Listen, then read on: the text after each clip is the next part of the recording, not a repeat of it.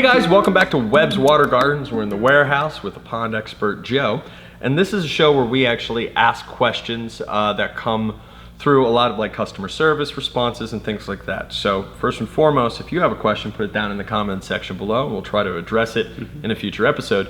This one's actually coming from me personally. When people find out that I work with this company, I live in Philadelphia, a lot of people want to talk about small water features. Yeah.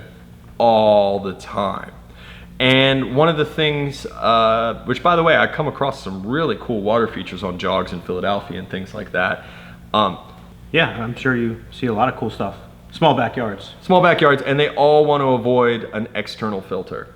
No space. No space. Got it. I mean, the last thing they want to do is take up prized real estate with something that they got to dig into. It's just, so let's just jump into it. What would you say right off the cuff is your main option if you're in this circumstance?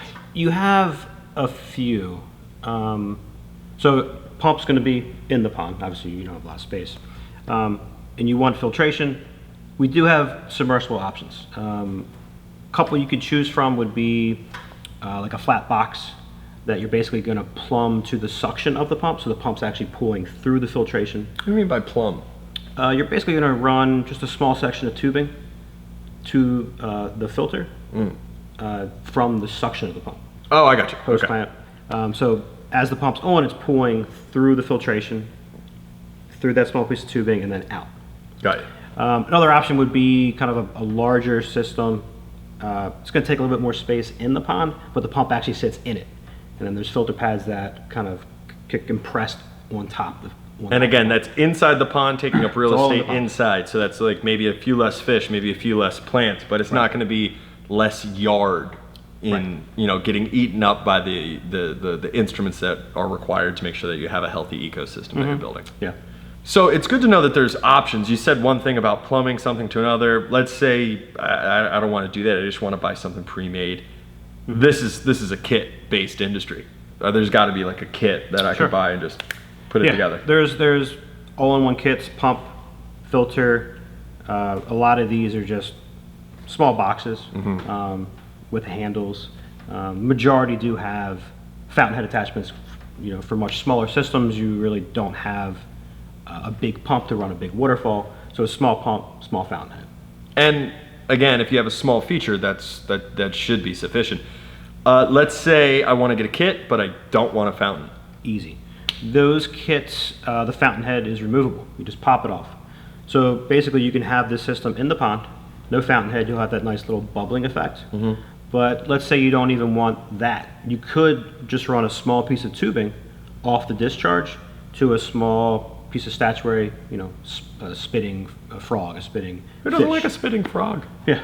I mean, And a lot of I them- won't even come to your house if you don't have a spitting And a lot of the kits even have diverter valves on the fountain head. So if you wanted to run both, you could. Yeah, and let me go ahead and say this. We've reviewed a lot of these kind of kits. So if you want to see what's inside the box before you buy it, we have a full unbox series, and I know for a fact that inside of that we can find what it is you need. And would somebody, like, how could somebody interact with you and your expertise here at Webb's? Would they just call, and what would they need? Maybe the size of the pond, things like that? Exactly. Call, email, size of the pond, depth. That's pretty much it. I mean, a lot of the kits do have pretty lengthy power cords for the pump. And nowadays, a lot of those kits even have built-in UV clarifiers.